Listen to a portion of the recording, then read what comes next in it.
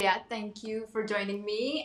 And now that we are almost approaching the season 3 of Heartstopper, I would love to sort of take you back to those initial phases of you joining on the Heartstopper team. Do you remember your first impressions of Tara when you were first offered the script or when you first started to read the books? When I first got the script through, I had no idea about like the Heartstopper franchise. I didn't know it was a comic. I didn't know it was on the web first. But I remember reading it was the monologue that she does in the music room in season 1. I remember reading that and being like, oh my god, I want to play this character. She seems like so layered. Like she was talking about obviously coming out and how that felt, and also you got the sense straight away, because Alice is a wicked writer, like I got the sense straight away that she was like such a warm person and like worried about other people whilst trying to navigate how she felt about herself. So yeah, I was really excited, and I was like, I'd love to play something like this, so like layered, because as an actor, that's such like a cool and like bitey thing to get into, which is why we do it.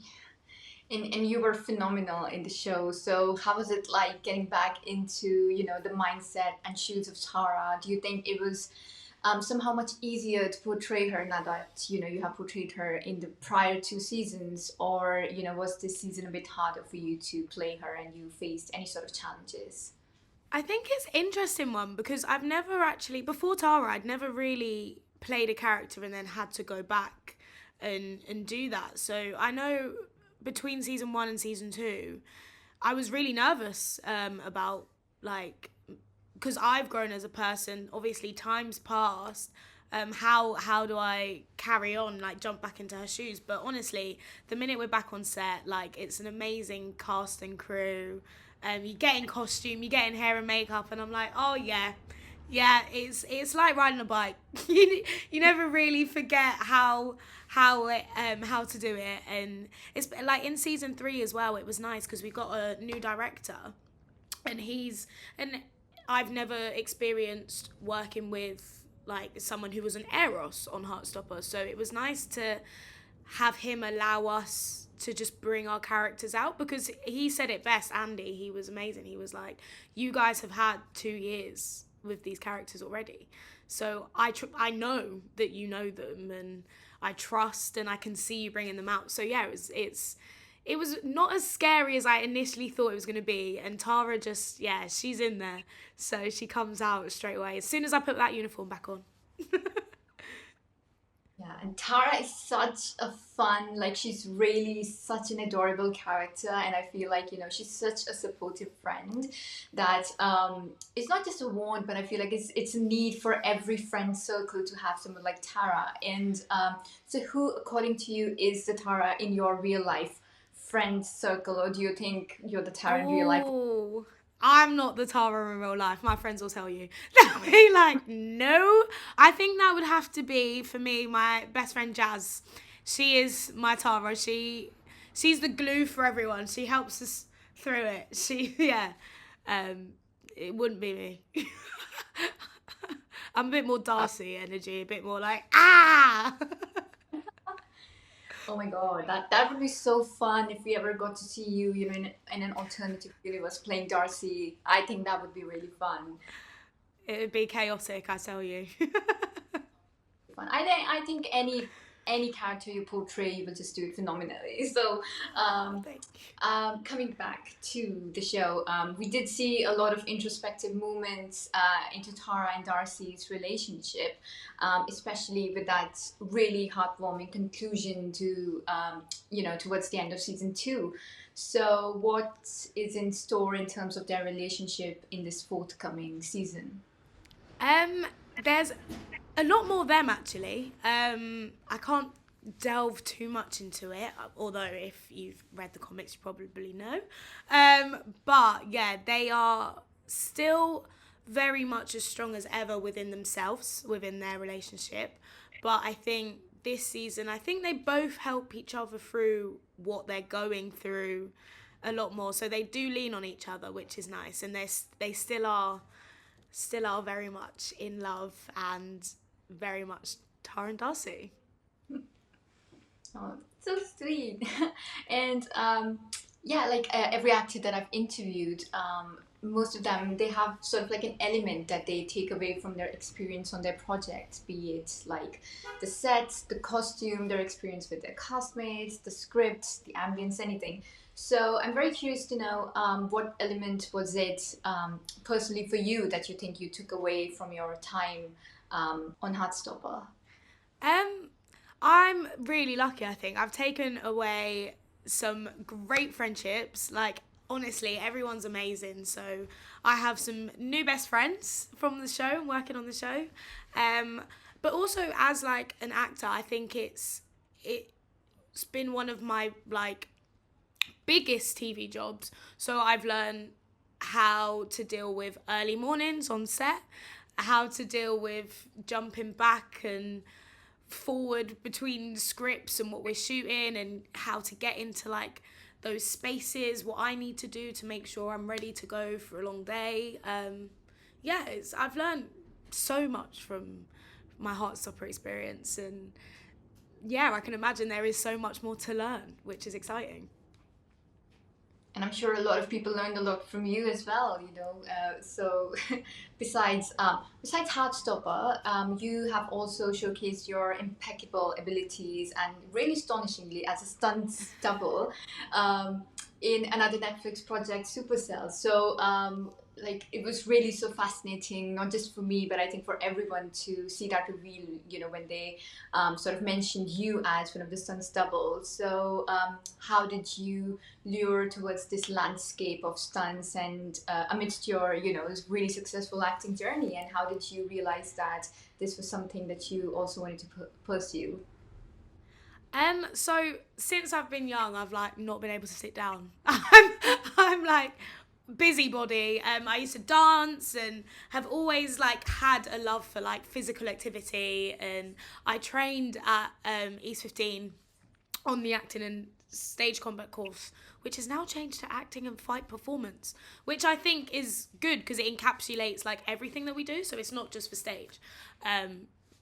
Clearly, because I studied there for 3 years, and then once I graduated I actually did an aerial course, so did like flying trapeze, hoops, silks, and that's when I found out that I actually love being upside down and doing like crazy, like people say it's scary, but I find real enjoyment in it.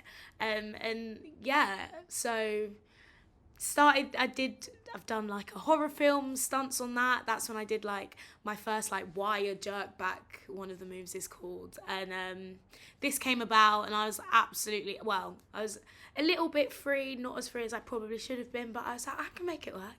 And yeah, Supercell was great to be on. Like, just Ratman's ideas for a black superhero show, I was like, I'm in that. I want to be involved any way, shape or form. So when the stunt double job came up, I was like, absolutely. And it was, really fun, really good to do. And how was that experience like with the performing these stunts? Did you face any sort of challenges while trying to do those stunts, or perhaps any memorable move that you learned from your time there?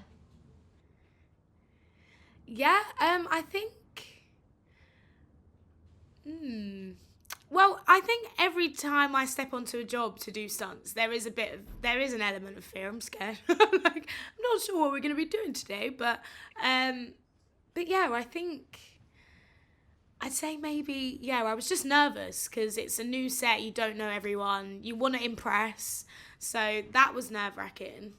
I'd say I got to do a lot more explosion-y death type stunts because obviously that was the nature of the show. You got people pushing wind at you, which was really fun.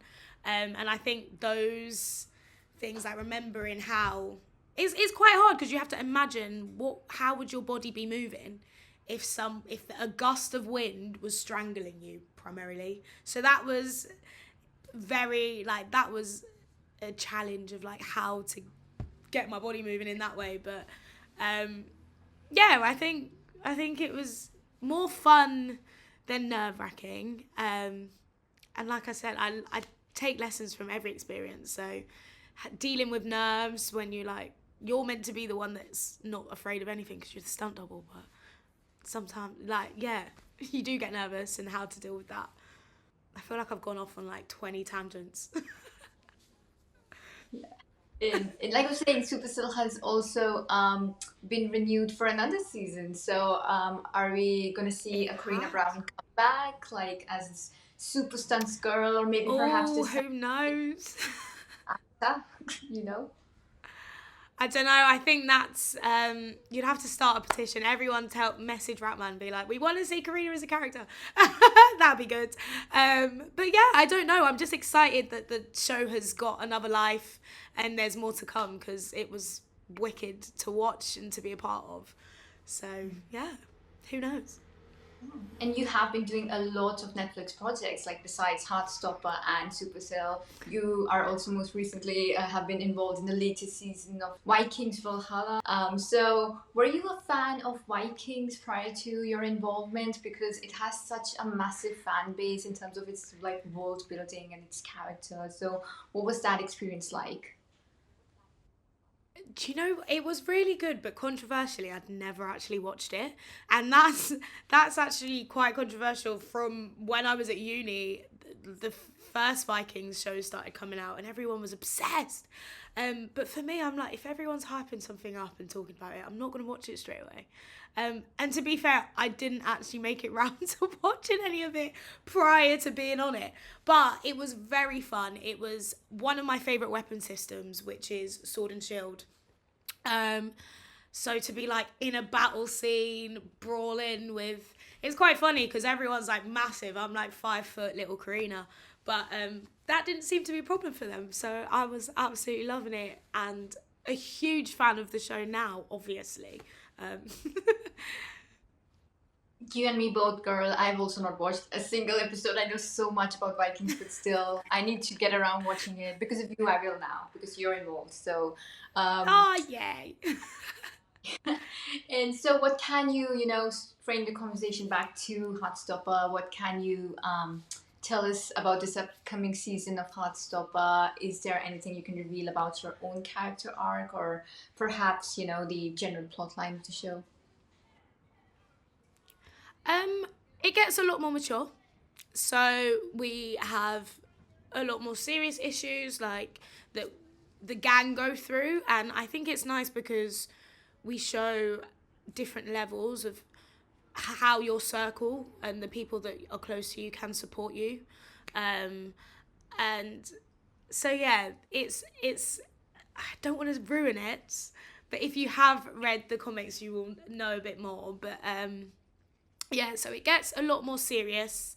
However, it's very much still Heartstopper. It has its lovely moments. There's a lot more group interaction, which is always my favourite part of the show because it means everyone's on set, which is always fun. And in terms of Tara, she is growing up, so is having those anxious moments of when she's not too sure. It's all exciting, but also she puts a lot of pressure on herself, I think. And yeah, this season we do see her go through it a little bit, but again, she's got great friends, a loving girlfriend, and yeah, I think it's very much still Heartstopper, but we talk about more mature things. But then it's also really fun because we have great group days out, which I don't want to ruin, but people probably already know. Well, I'm looking forward to seeing it. I know I was talking to Toby just yesterday, and he said that he had such a memorable time. So I'm sure a lot of people are really looking forward to this upcoming season. So wrapping up this interview, lastly, I have to ask you what's next for you, Corinna. I know you're also stated, I don't know if it's confirmed, but stated on your IMDb that you're about to be a stunt double for Snow White. So is that confirmed, or Oh, is that yeah. what? So like, what's next then? Yes, well, so that was actually I did work on that. That was a little while ago, actually. But it's funny in TV and film, things come out before or after. Like, so yeah, that is. I have worked on that. I don't think you'll see me much because I was doubling the amazing Dejona, and she is triple threat amazing. And the director on that was like, I'm hiring performers who can do it all, and he did, which is great to see. And so it was fun to be on set. I don't think you'll see me on camera, but I'm really excited for that because Rachel was lovely, and who doesn't love Snow White and Disney? I love all things Disney, so anything Disney I'm like, yes. So I'm excited to watch that. But in terms of like projects for me, I don't know, who knows what's coming up. Still doing like workshops and acting auditions, and I just have a feeling that when something's right, it will come and it won't pass me. So watch this space because nothing's confirmed, but everything is possible. Such an honor to be talking to you. Thank you so much for taking out your time for this interview, and all the best for the upcoming season. Honestly, no, you're going to be so amazing in it, and you deserve every bit of success coming your way. So thank you once again for taking out the time to talk to me. Thank you for having me.